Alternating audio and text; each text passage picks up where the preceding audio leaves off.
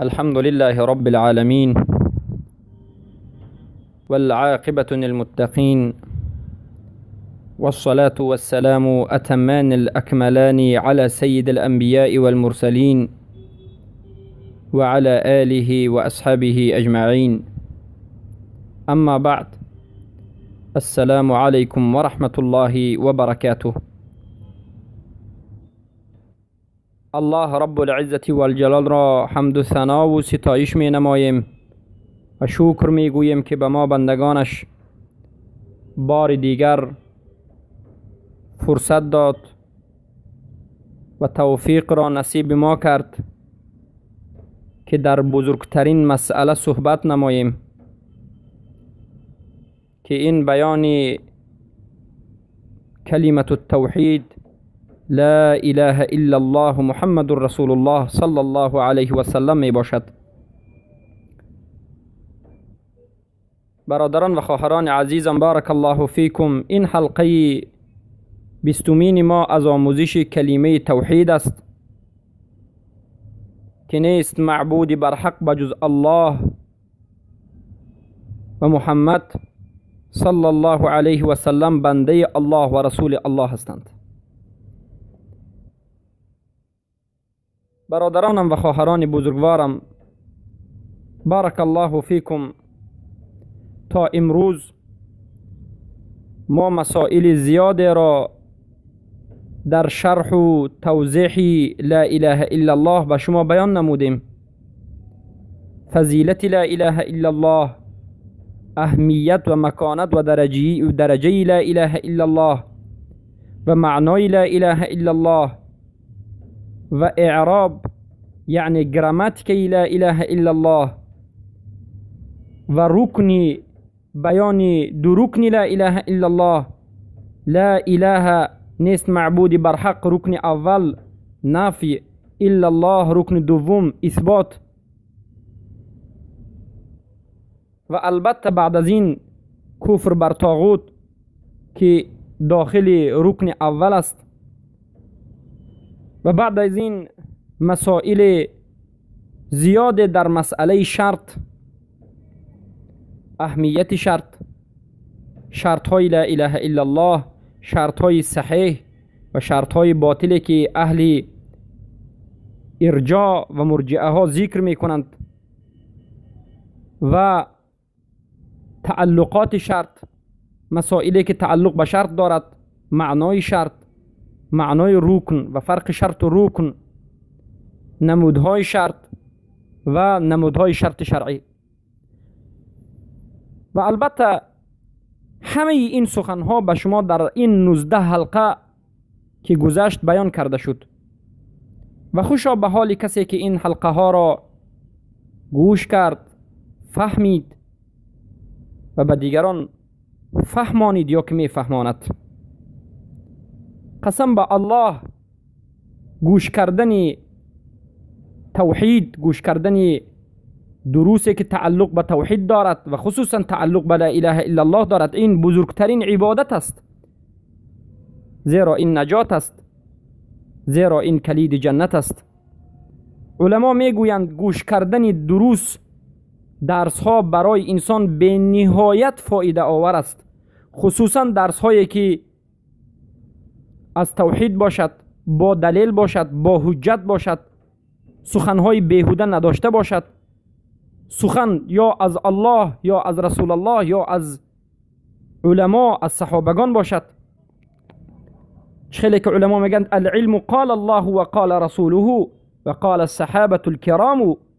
علم این قال الله است، این علم این قال رسول الله است و علم این قال الصحابه الكرام است. علم این قصه گویی بیهوده، قصه هایی که اصل ندارد. علم این افسانه گویی و علم این بیهوده گویی نیست. و شرفمندترین علم و بزرگترین علم این آموزش توحید است، زیرا همین توحید است که من و شما را نجات می دهد.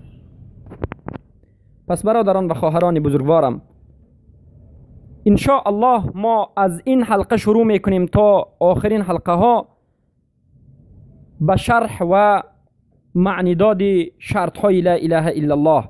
تا اینجا ما به شما مسائلی که تعلق به این شرط داشت و دیگر مسائل را بیان کردیم، اما امروز ما به بیان اولین شرط لا اله الا الله شروع خواهیم کرد.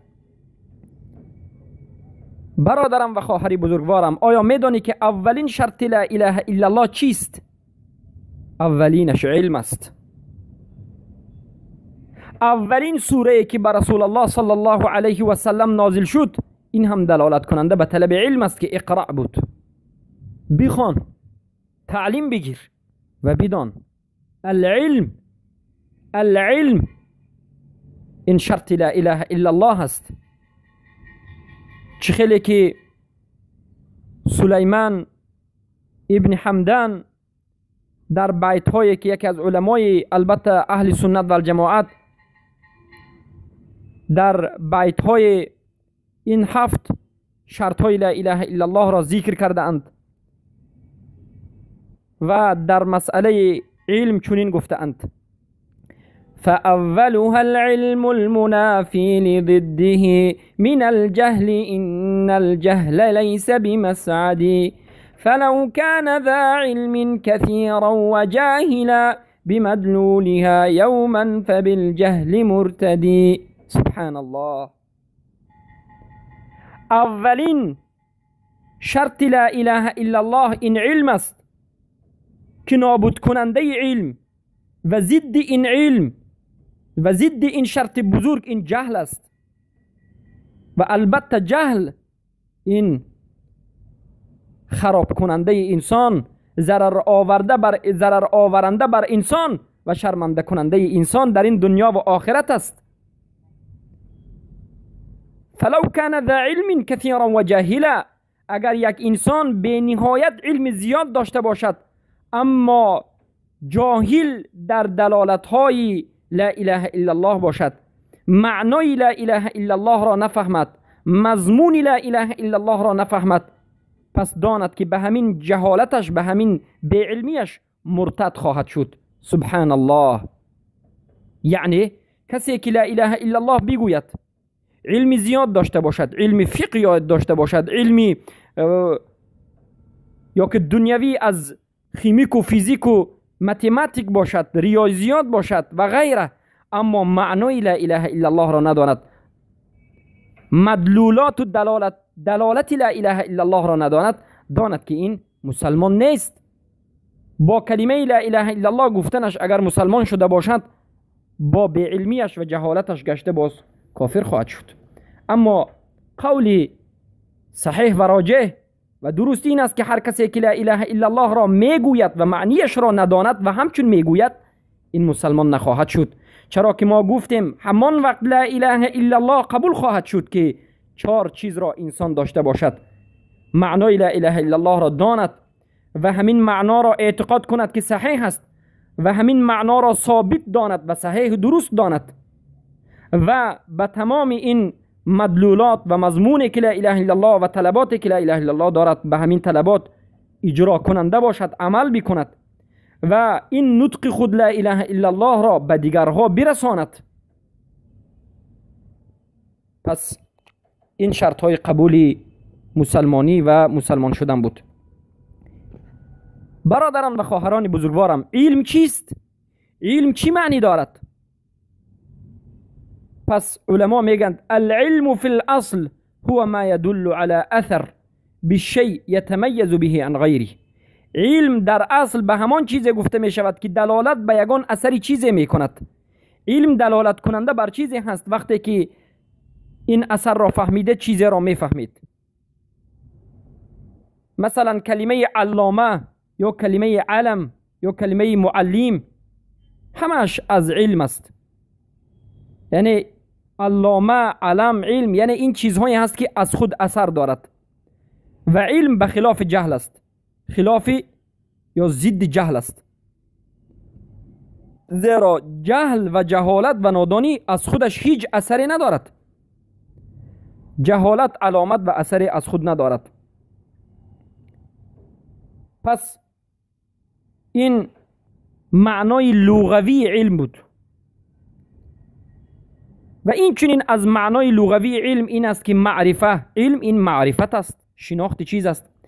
درایه فهمیدن و فکر و اندیشه کردن، شعور کردن، یقین و باوری کردن، صدق اعتقاد و دانستن و فهمیدن چیز را علم میگویند. اما علم در اصطلاح و قواعد علمی این هو معرفت الشیء على حقیقته التي هو علیها. علم این شناختن چیز بر حقیقت همون چیزی که گذاشته شده است. یعنی هر چیز را به حقیقت خودش شناختن را علم میگویند. یعنی یک چیز را درست فهمید، به خاطر چی همون چیز را ساخته شده را فهمید، همین را علم میگویند. مثلا اگر مثال عادی بیاریم، علم در مسئله این ماشین هایی که راه میگردد، اگر شما از شناخت این ماشین ها دانید که ماشین یک این تکنیک است که برای سبک کردن حیات انسان و برای یک مکان معین به مقصد شما را زود رسانیدن استفاده کرده می شود، انا این علم است. چرا که شما ماشین را مقصدش را درست فهمیدید. اما بعضی ها میگویند ماشین این برای کبر است، برای فخر است، برای این دیگر چیزها هست. میگویم که این جهالت است، زیرا که شما یک چیز را از مقصد خودش بیرون کردید. همه چیز همین است. بارک الله فیکم. پس هر یک چیز را درست فهمیدن و درست شناختن و به خاطر چی گذاشته شده اش را فهمیدن، انا من علم است. اما مقصد ما از علم در شریعت چیست؟ ببینید، علم در لغت، علم در اصطلاح قاعده، اما علم در شریعت چیست؟ زیرا ما قاعده که پیش از این گفتیم، شناخت هر یک چیز به حقیقت خودش که به همون حقیقت گذاشته شده است، این هم به علم شرعی و هم به علم غیر شرعی استفاده می شود. اما علم در شریعت چیست؟ مراد ما علم این علم شرعی هست. یعنی مراد ما در شرط لا اله الا الله، علمی که بیان کردیم، مراد از علمی شرط لا اله الا الله این فهمیدن مقصد لا اله الا الله، فهمیدن معنای لا اله الا الله هست. علم این لا اله الا الله هست. پس علم صحیح و علم درسته که موافق حقیقت این کلمه بزرگ باشد و مطابق دلالت ها و طلبات های یا که معنا و طلبات های این کلمه بزرگ لا اله الا الله باشد، انا این علم است. علمی که ثابت باشد که جهل را نسبت این کلمه از شما دور بکند. پس علمی که در فهم لا اله الا الله به شما فهماند که یگانه الله پرستیده می شود و غیر الله باید ترک کرده شود، انا من علمی شرعی و مقصد از شرط لا اله الا الله انا من است. یعنی علمی که از شرط صحت لا اله الا الله هست، یعنی همان وقت لا اله الا الله قبول می شود که علم داشته باشد. همون علم چیست؟ علم یعنی فهمیدن درست لا اله الا الله، فهمیدن معنای صحیح لا اله الا الله، فهمیدن رکنهای لا اله الا الله، انا من را علم میگویند. اما بارک الله فیکم، علمی حقیقی، علمی تطبیقی که قائم بر تصدیق است، تصدیق عملی، علمی که بعد از خودش عمل پیدا می کند، علمی که بعد از خودش عمل را ایجاد می کند، انا من علم شرط لا اله الا الله هست.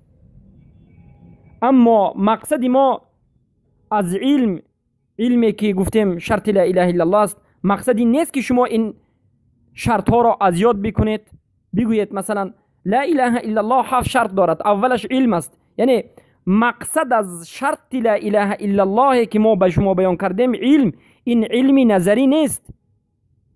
برای اینکه ما میگیم علم دو نمود است، علمی نظری هست و علمی نظری و عملی، یا که علم عملی، علم حقیقی و تطبیقی. مقصد ما علم حقیقی و تطبیقی است،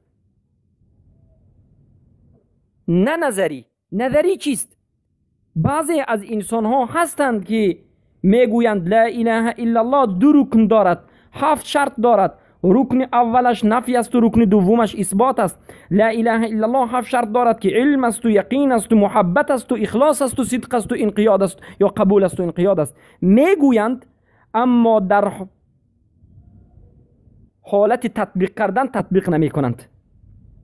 نظرا و فکرا و حفظا این علم را گرفته اند و از یاد کرده اند، اما از جهت حقیقت و از جهت تطبیق و از جهت عمل اینها عمل نمی نمایند، تطبیق نمی نمایند، حقیقت علم را ندارند. این را علم نظری گفته می شود و ما این چنین علم را از شما نمی خواهیم. ما از شما می خواهیم که علم شما تطبیقی باشد، عملی باشد، حقیقی باشد، که قائم پیدا شده بر اساس تصدیق لا اله الا الله باشد. وقتی که ما به شما میگوییم شرط لا اله الا الله علم است، معنیش این است که شما دانید که لا اله الا الله چی معنی دارد و به همون معنای لا اله الا الله که دانستید و فهمیدید عمل نمایید.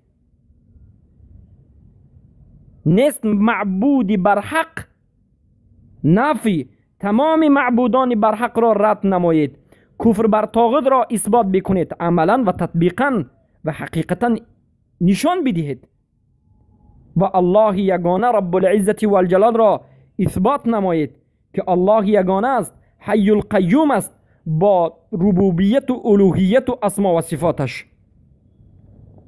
اما کسی بگوید که لا اله الا الله و این شرط ها را حفظ بگوید، رکن ها را از یاد بگوید، اما عمل نداشته باشد، پس دانید که این انسان زیان کشیده و ضرر دیده و از اهل جهالت است و البته این انسان در این دنیا و آخرت شرمنده خواهد شد.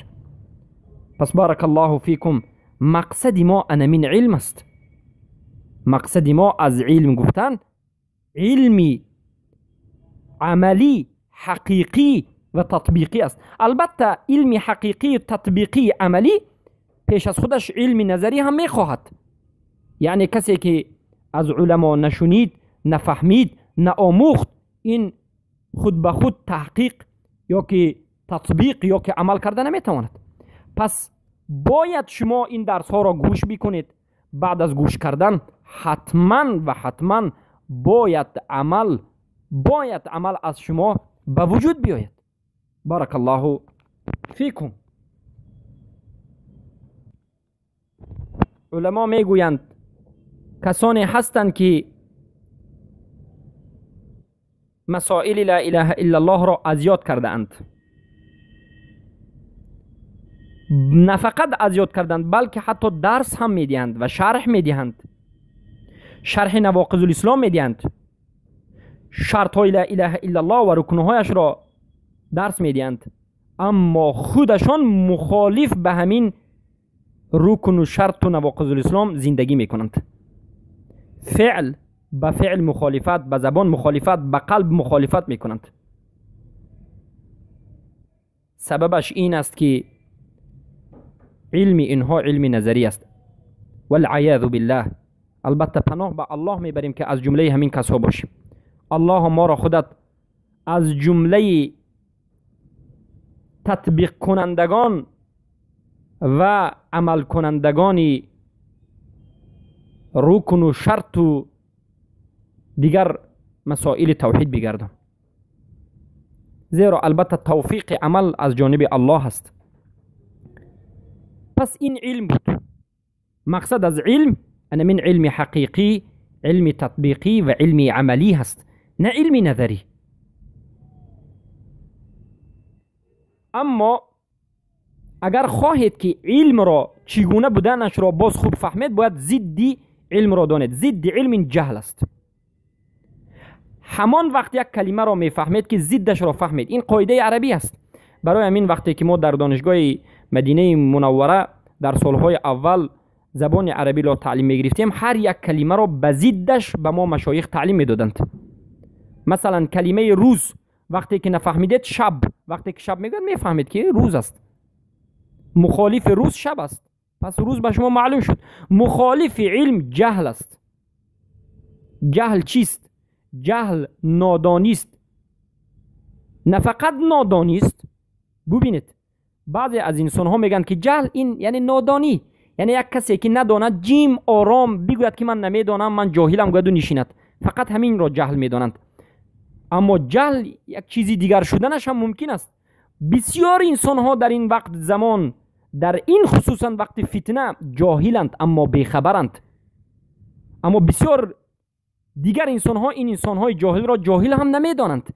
بسیار انسان های جاهل در امروز همچون عالم معرفی شده اند. سببش این است که امروز برادران و خواهران ما بارک الله فیکم معنای جهل را خطا فهمیدند. فکر کردند که معنای جهل فقط نادانی، بیعقلی، انمین را جهل و جاهل گفتند. نه، بلکه علما میگند جهل این هو عدم ادراک شیء علی حقیقتی، یعنی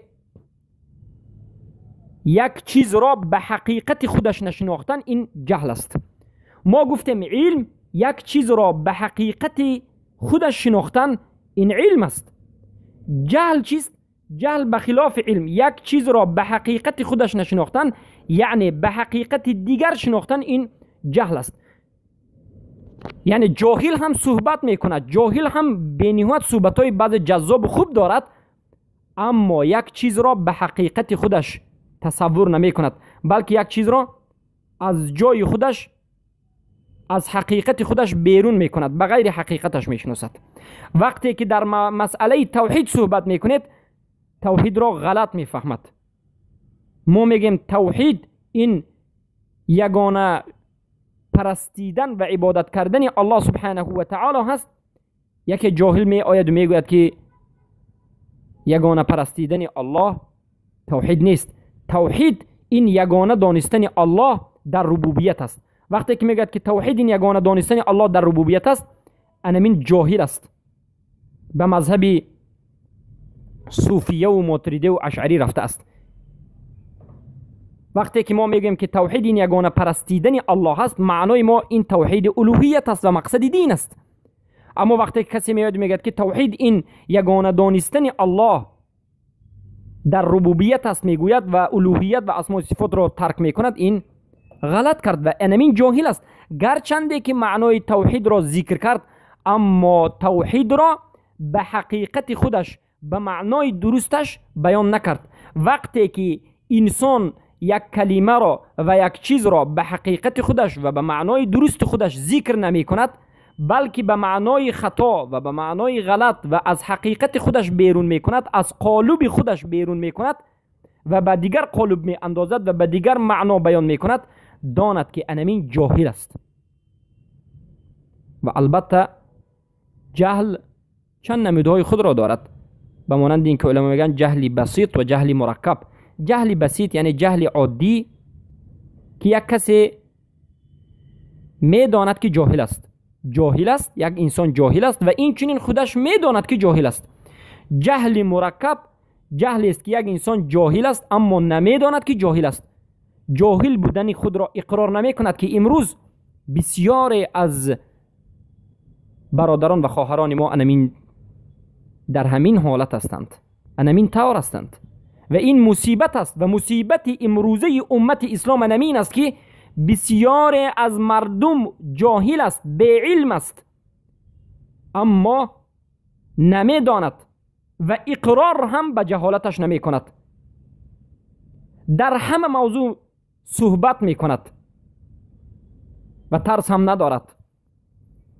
و عادتا اینها را ما اهل بدعت میگوییم. سبحان الله. برادرم و خواهر موحدم، از این زمره مباش، از جمله جهالت زدگان و جاهلان مباش. بیاموز، با علم باش و موحد باش. موحد این عالم است. وقتی که کسی را موحد میگویی و موحد میدانی، بدان که تو این انسان را عالم گفتی، چرا که بزرگترین علم را دانست. موحد همان کسی است که اصول دین خود که شناخت الله، شناخت رسول الله، شناخت دین است بداند. موحد همان کسی است که الله را با توحید الوهیت و ربوبیت اسما و صفات بداند. موحد همان کسی است که معنای لا اله الا الله را داند، رکنش و شرطش را داند و عملا و تطبیقا به همه این اصول و توحید و این شرط ها و رکن ها عملا اجرا بکند. موحد کسی است که نواقض الاسلام را داند و از نواقض الاسلام خود را دور بگیرد. انا این را ما میگیم موحد. اما کسی بیاید و لا اله الا الله بگوید و معنای لا اله الا الله را غلط بداند، به مانند مذهب اشعری و ماتریدی و صوفی بگوید که لا اله الا الله یعنی معنیش نیست رازق بجز الله، نیست خالق بجز الله، نیست قادر به اختراع کردن بجز الله بگوید، ما میگیم که این انسان جاهل است. این انسان نه فقط جاهل است، گمراه است، اهل بدعت است و بدعتش بنیاد بدعت بزرگ و خطرناک اعتقادی است. زیرا معنای لا اله الا الله را خطا کرد و باز خود را حق میداند. معنای لا اله الا الله نیست معبودی بر حق بجز الله است. اما اینها آمد و گفت نیست خالق و نیست رازق. یعنی ما میگوییم معنای لا اله الا الله این به توحید الوهیت ربط دارد، اما ماتریدی، صوفی و غیره می آید معنای لا اله الا الله را به ربوبیت می اندازد.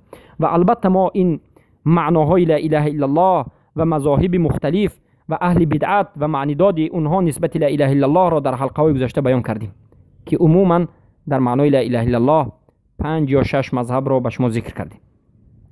پس ضد علم جهل است. پس اما مقصد ما از جهل از اینجا چیست؟ جهل عموم یا جهل خاص؟ جهل خاص یعنی هر کسی که در معنای لا اله الا الله یا که به حقیقت توحید جاهل باشد. مقصد ما از جهل امین است. انسان جاهل در مقصد زندگی باشد، انسان جاهل در بسیار چیزهای دنیوی باشد، انسان جاهل در مسائل فقهی باشد، در مسائل تفسیری، در زبان مسائل عربی باشد، هیچ باکی ندارد، مشکلی ندارد. اما انسان وقتی که در حقیقت در باب حقیقت توحید جاهل است، توحید را نمیداند، پس این انسان به کفر وارد شده است. بارک الله فیکم. دلیل برای اینکه علم شرط صحت لا اله الا الله است. البته هر یک سخن باید اساس داشته باشد، هر یک سخن باید دلیل داشته باشد. امروز اهل بدعت چیزی خواهند میگویند و باز دلیل هم نمی آرند. اگر دلیل هم بیارند دلیلشان ضعیف است و موضوع است و متروک است و باطل است، یا که دلیل عقلی را از دلیل نقلی از قرآن و سنت پیش میگیرند یا افسانه میگویند. همه این چیزها و همه این نشانه ها نشانه اهل بدعت است. بلکه اهل سنت و جماعت وقتی که گفت که علم این شرط صحت لا اله الا الله است، دلیل را از قرآن، از سنت و از صحابگان و از علمای اهل سنت و جماعت ذکر می نماید. پس منهج ما هم همین است. اولین دلیل برای این که علم یعنی دانستن لا اله الا الله، دانستن توحید، معنایش، رکنش، شرطش و غیره، این شرط لا اله الا الله است و لا اله الا الله به علم صحیح نخواهد شد. اولین دلیل سوره محمد آیه 19 می باشد. اعوذ بالله من الشیطان الرجیم. بسم الله الرحمن الرحيم. قال الله تعالى: فاعلم أنه لا إله إلا الله فاستغفر لذنبك. ای بنده الله، پس بدان که البته و هر آینه اوست، نیست معبودی بر حق بجز الله، یعنی یگانه این الله است. بدان که الله است که یگانه است و غیر الله دیگر همه چیزها که پرستیده می شود باطل است و ناحق است. پس اول الله رب العزت و الجلال به من و شما امر کرد و علما در علم اصول میگند الامر یدل علی الوجوب. در اصل امر دلالت بر واجبیت میکند، این واجب است که میگوید ای بندگان من بدانید، اعلم بدان که نیست معبودی بر حق بجز الله، یعنی لا اله الا الله را بدان، معنیش را بفهم و بیاموز. الله رب العزت و الجلال در این سوره محمد آیه 19 رسولش و بندهش و خاتم الانبیا محمد صلی الله علیه و سلم را امر به علم کرد. به علم یعنی به دانستن کلمه توحید، کلمه التوحید لا اله الا الله کرد. این دلیل اول بود که دلالت میکند که علم شرط صحت لا اله الا الله است. دلیل دوم سوره زخرف آیه 86 است که الله میگوید الا من شهد بالحق و هم یعلمون. شهادت حقی که در این آیه ذکر شده است این کلمه توحید است، یعنی این کلمه توحید به هیچ کسی شهادت نمیدهد مگرم با همراهی علم.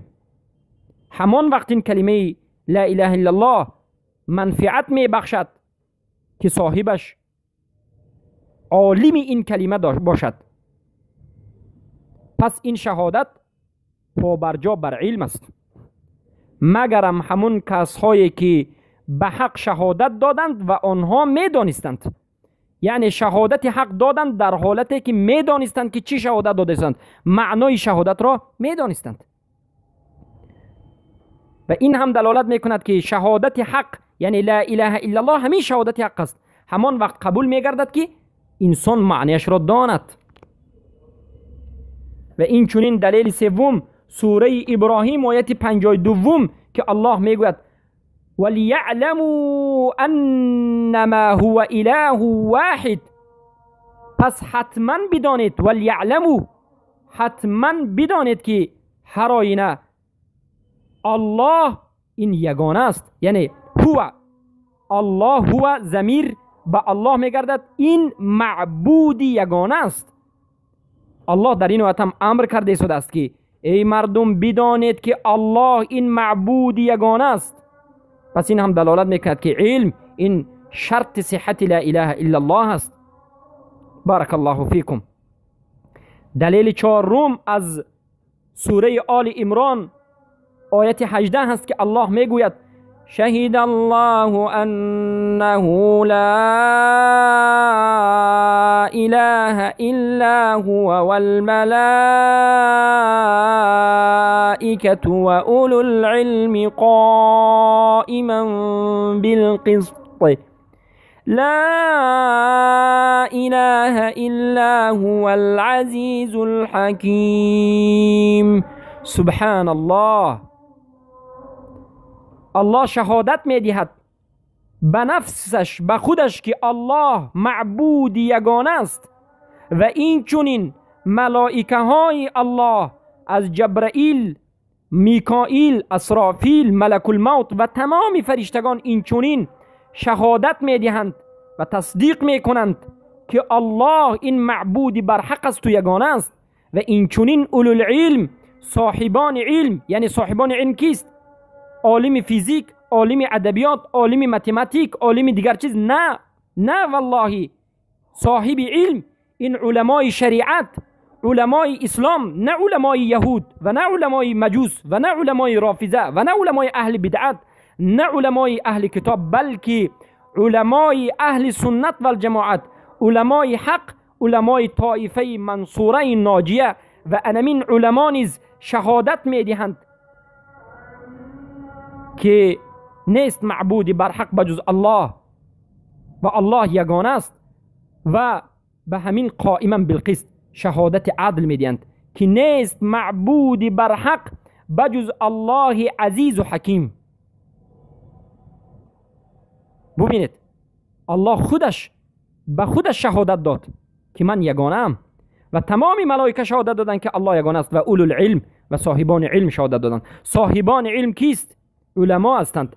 علما این دانندگان توحید، موحدین. پس این آیت هم دلالت می کند که علم این شرط کلمه توحید است. از یک چند وجه شرط کلمه توحید است. بارک الله فیکم. پس با همین ما دلیل های زیادی را از قرآن به شما ذکر کردیم که خاص ذکر می کرد که علم این شرط لا اله الا الله است. اکنون به شما ذکر می کنیم که شهادت لازم می داند که به خودش علم باشد. یعنی کسی که در حق کسی شهادت می دهند، شهادت دهنده را شاهد می گویند، شهادت شونده را کسی که در حق و شهادت می دهد مشهود می گوید. کسی که شاهد می دهد باید در حق شهادت دهنده اش، یعنی مشهودش، فاعل به مفعول، شاهد به مشهود، باید علم داشته باشد. زیرا شهادتی که علم نداشته باشد قبول نیست. شهادت با جهل قبول نخواهد شد. و به این گفته امان دلیل های عامه زیاده وجود دارد. الله میگه انما یخشی الله من عباده العلماء.